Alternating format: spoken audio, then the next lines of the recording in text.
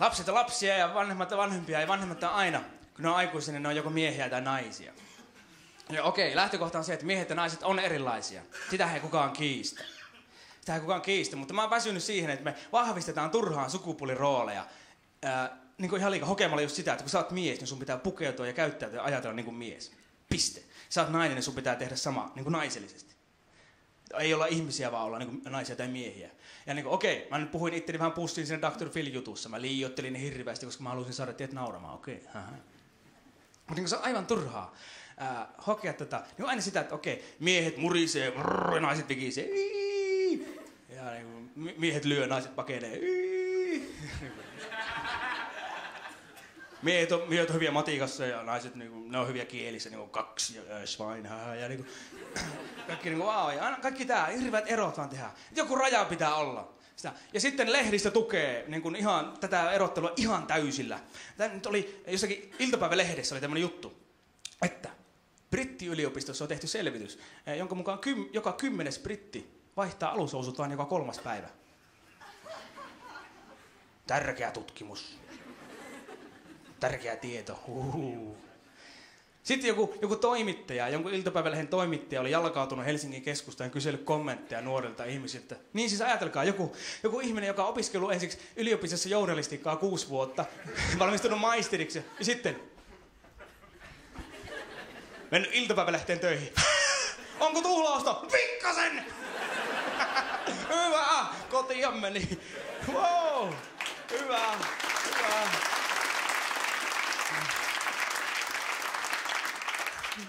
Opiskelin 6 vuotta siellä, nostin valtion maksamaan opintorahaa ja asumislisää 25 333 € ja 55 senttiä. Nyt mä oon maisteri, mä kirjoitan tänne yllätysero. Menikö tuhlauksen puolelle? No pikkasen meni! Sitten aina selittää, että miksi menit semmoisen lehteen. No oli pakko. Miten niin? No kun opiskelijataverit oli vallannut kaikki 7 päivää ja oholle. Oli pakko. Pikkasen meni ohi. No niin, nyt on joku maisteri jalkautunut Helsinkiin ja kysellyt tästä tutkimuksesta. Joka 10. britti vaihtaa alushousut vain joka 3. päivä. Helsingiläiset ystävyykset Pia, 26 ja Saana, 26, pitävät päivän selvänä, että brittitutkimuksen harvoin alushousujen vaihtavat ihmiset ovat miehiä. Totta kai. Porukan 3. jäsen, Katja, 27, löytää laiskaan kalsarivaihtoon selityksen biologiasta. Miehillä on tarve tuoda julkihajua. Nimenomaan, ihmiset, nimenomaan.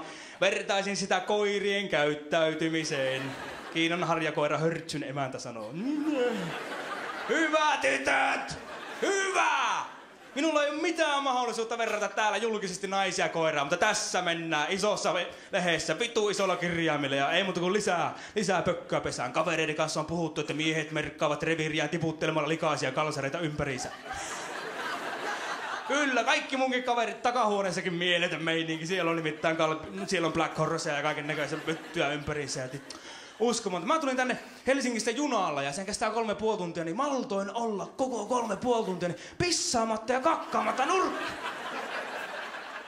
Hirveästi teki mieli vetää pitkiä kalsareita siihen aidaksi. Tämä on minun paikka, minä maksan tästä, mutta jotenkin maltoin. Mikä oli, että oliko lahjakkuuspiikki osunut just tähän miehen? Minä olen mies, mulla on munat ja kaikki, mutta että miten oli niin lahjakas tällä kertaa, että pystyi hallitsemaan itseni, vaikka onkin mies. Niin kuin fuck! Oikeesti totta kai, mä kannatan tasa-arvoa ihan täysillä, niin kuin varmasti teki kaikki. Mä haluan, että jokainen nainen saa todellakin yhtä paljon palkkaa kuin minä. Mukaan lukien nämäkin pitu hiekkapillut. Mutta niin...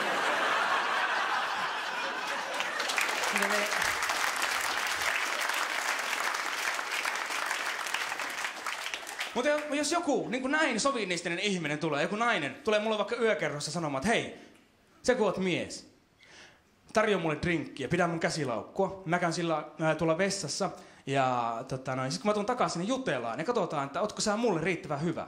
Ja mä löysin.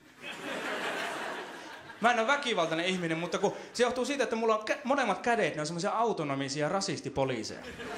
Ja ne kuulee kaiken tommoisen. Se vaan riippuu siitä, että kumpi olkapää sattuu olemaan lähempänä neitosen leukaan. Se vaan irtoaa. Mä en voi sille mitään. Se vaan tulee.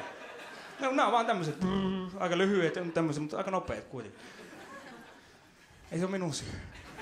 Jotain rajaa. Nyt on kuitenkin kiva, kesä tulee, se on niin kuin, sehän potkii aina tosi hyvin. Mun mielestä parasta kesässä on kaikki kesäeläimet, tiedättekö? Kaikki kesäeläimet, kaikki semmoset vitun pienet ökkövönkiäiset. Kun tulee aina takaisin vaan joka vuosi. Onko jotain mitä voisi imeä? No täällä on kyllä. Aina ne tulee vaan, imetään ja itikat ja muut. Minkälaista olisi olla hyttynen, jolla on tinnitus? Paskempi homma. Miettikää, että oot päivälennolla. Koivu. Mänty. Lepotauko. Perhana kiertääkö täällä?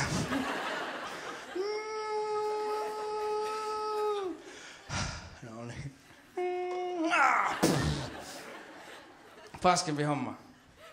Paras kesällä on ehdottomasti se älykäs mehiläinen. Tiedättekö sen mehiläisen, joka tulee siitä avoimesta ikkunasta sisään? Mutta sitten se päättää, että sen on pakko päästä ulos tästä isosta ikkunasta, mikä on kiinni. Jotenkin niin tästä minä haluan. Mä en tiedä, onko mulla mahdollisuuksia, mutta kokeillaan niin vaikka pääeillä. Kyllä se menee...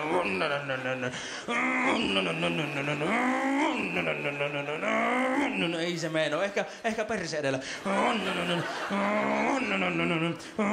Ei se mene. Kärpäni, tuu mukaan, mennään yhdessä. Vähän viinaa lisää. Ei se mene. Kukaan ei auta. Kuka sinä olet? Well, you have to ask yourself how strong is the window. Dr. Phil, get the fuck out. I'm in the middle of a show here. Toinen olisi auki ikkuna, siitä pääsee kun tulee sisään ja menee ulos muita eläimiä, mummoja, allikaattoreita, pittupappoja ja kaikkia antilooppeja ja näin. Minä menen tästä näin. Kukaan ei auta. Kukaan ei auta. Kukas sinä olet? No.